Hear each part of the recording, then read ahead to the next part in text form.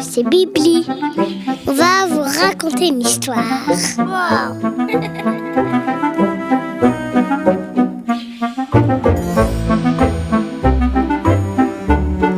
Je m'appelle Nora.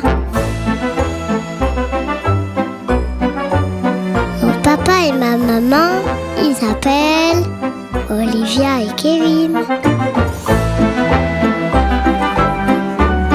Vous êtes bien installés? Ça va commencer.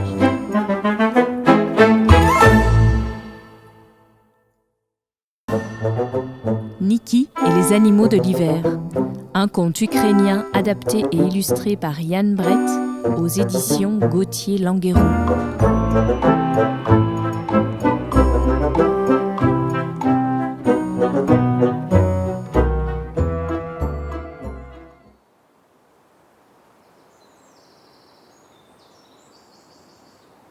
Ой, у лузі червона калина похилилася, чогось наша славна Україна зажурилася, а ми твою червону калину підіймемо, а ми нашу славну Україну гей-гей розвеселимо, а ми твою червону калину підіймемо, а ми нашу славну Україну гей-гей розвеселимо. Il était une fois, en Ukraine, un garçon nommé Niki qui rêvait d'avoir de nouvelles moufles blanches, comme la neige. Baba, sa grand-mère, refusait de lui en donner. Parce que, disait-elle, « Si tu en perds une dans la neige, tu ne pourras jamais la retrouver. » Mais Niki avait tellement envie de ses moufles blanches que Baba accepta finalement de lui en tricoter.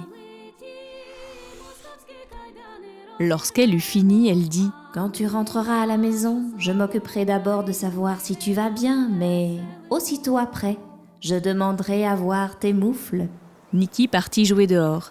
Il ne fallut pas longtemps pour qu'une de ses moufles tombe dans la neige.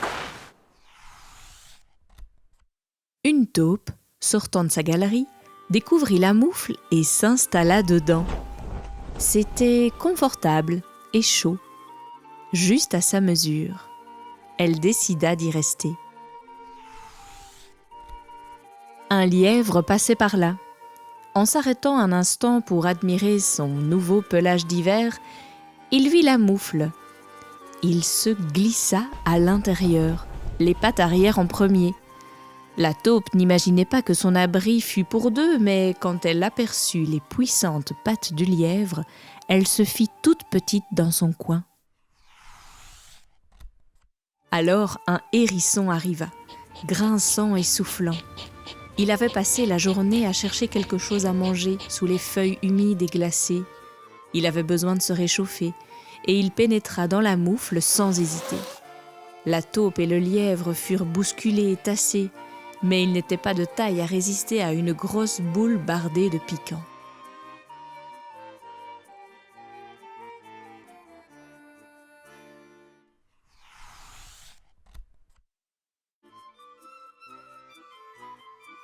Le hérisson n'avait pas encore disparu dans la moufle qu'un grand hibou, attiré par toute cette agitation, se posa à proximité. Lorsqu'il s'introduit lui aussi dans la moufle, la taupe, le lièvre et le hérisson grognèrent, mais en remarquant les serres de l'oiseau de proie, ils le laissèrent s'installer.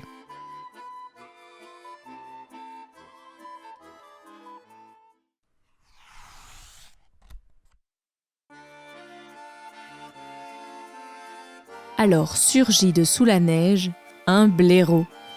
Il vit la moufle et commença à y pénétrer. La taupe, le lièvre, le hérisson et le hibou n'étaient pas contents du tout. Ils n'avaient vraiment plus de place. Mais à la vue des énormes griffes, ils ravalèrent leurs protestations.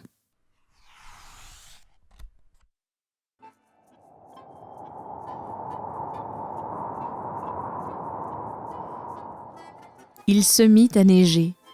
Un nuage de vapeur se forma au-dessus de la moufle. Un renard le remarqua, et l'envie lui prit de dormir dans l'abri douillet. il risqua son museau à l'intérieur. Quand la taupe, le lièvre, le hérisson, le hibou et le blaireau virent la gueule aux dents pointues, ils se serrèrent plus encore pour faire une place au renard.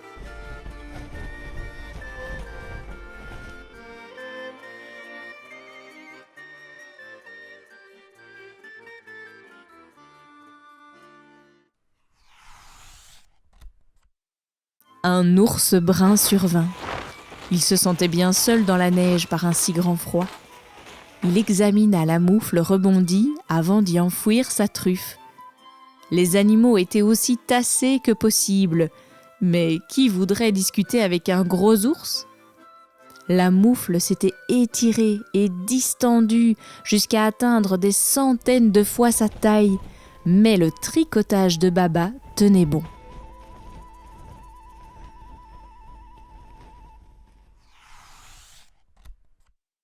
Soudain apparut une souris des champs, pas plus grosse qu'une noix. Elle réussit à se glisser dans la moufle et à se faire une place confortable sur le museau de l'ours.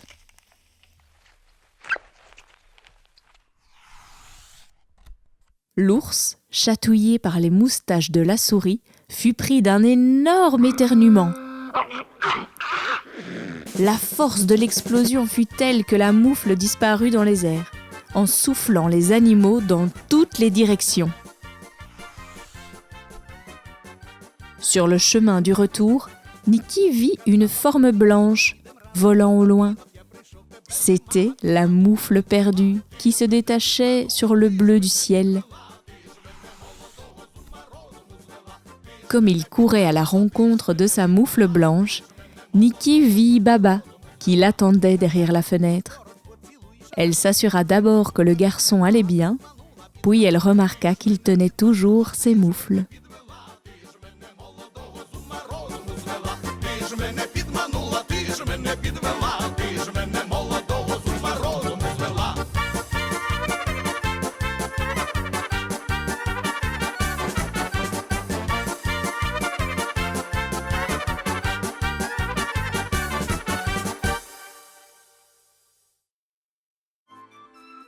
Nous vous partageons ce conte ukrainien, car nous sommes convaincus que les livres peuvent semer des graines de partage, d'humanité, d'amour et de respect, dans le cœur des grands et celui des petits.